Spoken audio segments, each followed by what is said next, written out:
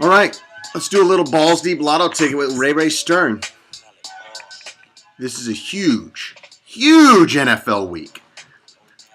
Now, RayRay Stern, not a huge proponent of the playoffs. The playoffs are liars. They're lying prostitutes, actually.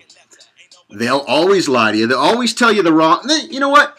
I don't want to say that about the playoffs. They're not necessarily They are prostitutes. I do want to say that. But they won't necessarily always lie to you. Now, let me just give you a little preface. Sometimes I stutter after I party too hard. Just a little preface of why I don't think the playoffs are always true. In that case is the 2010 San Francisco Giants. Now, I watched every game. They definitely have a great bullpen and great chemistry. The Giants of 2010 have the best chemistry of any team I've ever seen. But basically, they would keep games close at home because their home took away the opponent's ability to hit home runs. Like, it completely eliminated the Phillies back then and the Cardinals because those teams, those are home run teams. And if you have this giant park where you can't hit home runs, the home team's going to win most of the games if they have a better bullpen than the Giants did. Now, they went to the playoffs, right? And the Braves that year were probably better than the Giants. And Brooks Conrad blew like 1 or 2 games in that series. Jason Hayward, the right fielder, dropped the ball. I believe Cody Ross was up with 2 on and 1 on, and Bochy sent and Bobby Cox pitched to Cody Ross or Buster Posey with Tim Lincecum on deck or something. I can't remember. But, the playoffs are liars. Now, we're going to get to the NFL playoffs. But first, I want to congratulate myself on this Alabama full season bet that I placed back in September. So that's a $500 winner. It's nice to actually win some since the Texas Rangers cost me so much money when they blew the division at the end. And this is our big Niners bet. This is a big Niners bet. This is a plus 400 to win the Super Bowl. Now, I did this back in November.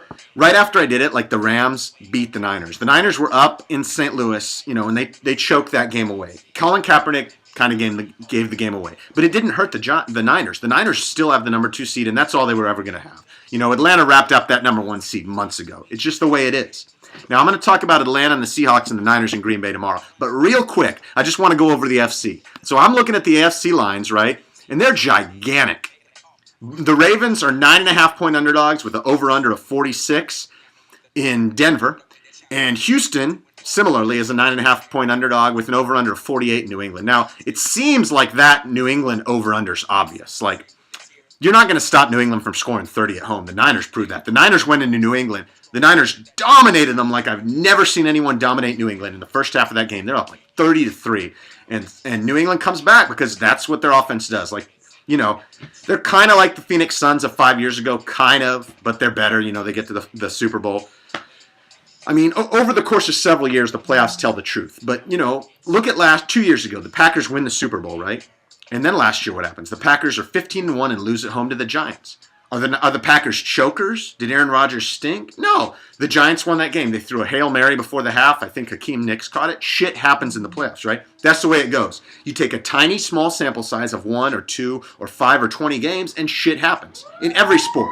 Now, the NBA, which I hate, has the truest playoffs. The winner of the NBA Finals is probably the best team. Probably, but not always. It could be a team that came together at the right time.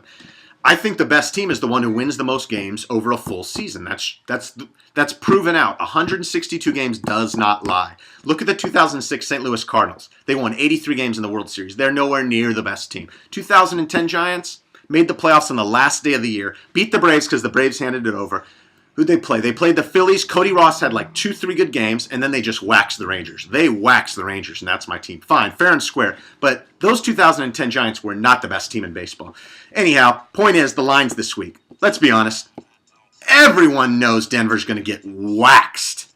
I'm sorry, Baltimore's going to get waxed. Denver's going to wax them. Baltimore sucks. Joe Flacco on the road is the worst quarterback in the NFL. You're talking about garbage. You're talking about garbage, Joe Flacco on the road. You cannot trust him on the road. Denver's going to wax them. Denver has the best defense in the NFL besides the Niners and Seattle, maybe better than Seattle. Combined with offense, Denver might be the best team in football. I'll be honest, I thought Peyton Manning was done before the year. Boy, he proved me wrong. You're going to get some right and some wrong. Alabama, correct. Peyton Manning, wrong. Luckily, I've won some fucking money on Bama, and I didn't bet shit on Peyton Manning. Balls deep, the lotto ticket. Hit me up at Stern Ryan at Twitter. RayRay Stern. Ask me some questions because I got some good NFL shit coming up the next few days. Some real good NFL shit. Sorry about this video running a little long. balls deep, allowed him to take it out.